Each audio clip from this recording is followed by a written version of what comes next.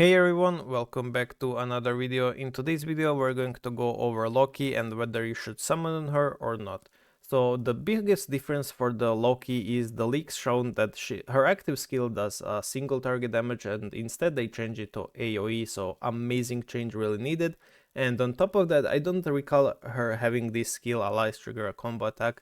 So she also gives allies additional action, which is amazing. It's not really action, but it's like additional turn, additional hits.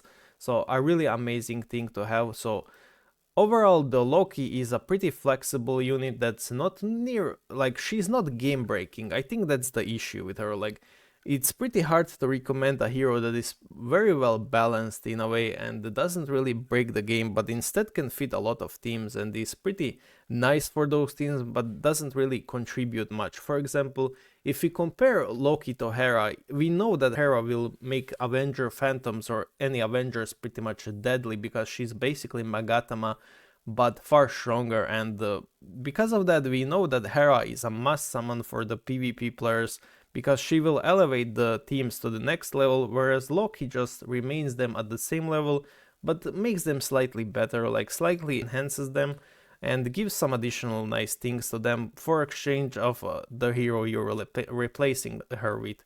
So if you replace, for example, Yorm for Loki, you're giving up a Monarch and Sustain to gain additional damage, additional actions. It's like a fair trade between Loki and the ex-hero she swaps for.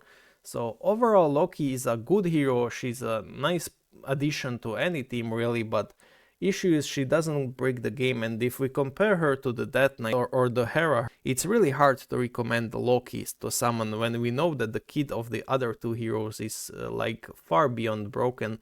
Maybe not Death Knight, I can see Death Knight and Loki being in a way similar tiers, but Hera will for sure be the mandatory summon if you're someone who loves the PvP. So now to go into the Loki. So her active skill is really amazing because she does insane damage and she repeats her action because of her Ancient Malice. So after enemies are inflicted with control effects, Loki casts her ultimate on the target.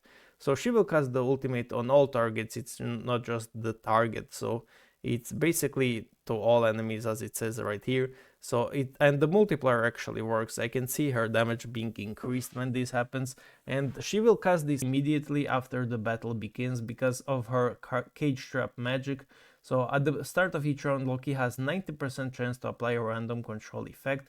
So this will trigger instantly unless the enemy has a CC immunity, for example the Glorians. So Loki is a counter to herself because the Glorians do counter any kind of CC apart from freeze, which doesn't really trigger Loki. So on top of that, she's also really easy to counter, and her entire kit gets pretty much shut down by just two Glorians, or rather three Glorians. Because if there's no debuffs, there's no additional combos, there's no additional ults from Loki at the start of the battle, there's no CC.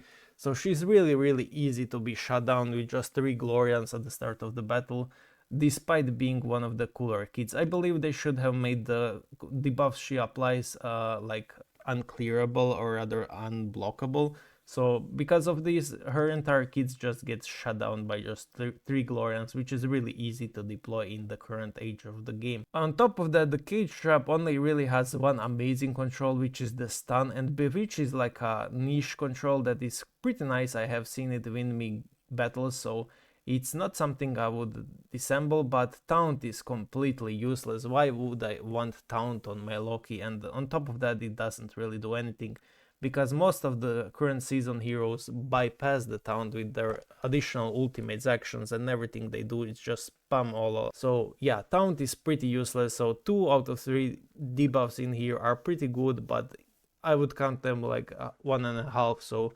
50% good, 50% bad. On top of that, it's just 90%, which is pretty reliable, don't get me wrong, but why couldn't they make this 100% to make it a for sure thing to apply? So on top of the worrying if they have 3 Glorians, you have to worry whether you lose the 10%, so it's pretty bad. Her active skill is pretty terrible, 180% damage to enemy with the lowest HP. This is nothing, like really. Her only main purpose is the Outforce, her Cage Trap and Ancient Malice. As I said, because of this, she used ultimate at the beginning of the battle, So she will basically enable Arcane Bella, Pandora, Eve, Lucifer, or any other hero like Leandra, Narissa that spams the ultimate irrelevant which whether it's their turn order or not. If they have 3 Glorians, this is completely useless, which makes this completely useless, which means this is completely useless. Now, to talk about her other outforce, which is in PvP and GG modes, allies take 50% less damage from enemies with debuffs. This is good, but there's a condition with debuffs. If there's no debuffs, this is useless again. So her entire kit gets shut down by just 3 Glorians or 4 Glorians, which is really sad, just sad thing to think about. So that's why you kind of don't want to run into any Glorians, which means she's going to be good against Mystifers and the Valiantors, which even some versions of Valiantors do run Glorians, and even then she would be pretty useless. Other than that, if you don't have Glorians on the enemy team, she's going to be good, like she's truly nice hero to have. So whether you should summon on her or not, let me put it this way. So Hera we know will be broken for PvP. Death Knight is like a middle ground. She's either going to be broken or not good at all. So like I don't think she's going to be balanced like Loki. I think she's going to be either broken or just not usable. But I think she's going to be broken if they fix her bug correctly. So she's bugged in the dimensional arena, her entire outforce doesn't work. So yeah, hopefully they fix that and we have a good Death Knight by week 3 to test her actually. So if you're going to be summoning on her, you have to be ready to spend 200 summons to get her 9 stars. I don't think she's usable before 9 stars, like she is, but she's nowhere near reliable because you do want to hit this from 50% to 90% chance, and on top of that you want 9 stars to have her X because 2 Glorians is really valuable in the meta picks, especially in the PvP. So yeah, if you want Loki, you have to get Loki to 9 stars, that's just my thought. Her runes are pretty good, I heard, so for each control effect Loki successfully applies, allies gain 50% attack, defense and max HP. So this is a pretty good rune effect, so she will be a good effect in the season 17 when her runes become viable. But apart from that, yeah, you do need her to beat Extreme 100, like don't get me wrong, she's a mandatory hero, she makes it easier. I didn't struggle at all in Rift Odyssey once I got her to 9 stars. Probably possible to beat it even with 8 stars, but it's not reliable and will require a lot of RNG and retries. But 9 stars just make it so easy. It's just unbelievable how easy it is at 9 stars to beat Extreme 100. That's why you need 200 summons to get her to 9 stars, beat Extreme 100, and then basically pray you make enough diamonds and summons for Hera, because Hera will be mandatory for PvP. Well, if you don't care about PvP, then you won't have to worry about Hera, I guess. She's not going to be used in PvE, that's for sure. She doesn't have any scaling, she doesn't do anything in PvE. Whereas Death Knight might be slightly better in the PvE compared to the Hera. And here is how Loki exactly works. So here I have 6 Ethereals, 4 Glorians against 6 Avengers, so basically most normal Avengers team without Magatham unfortunately, so not something to compare it.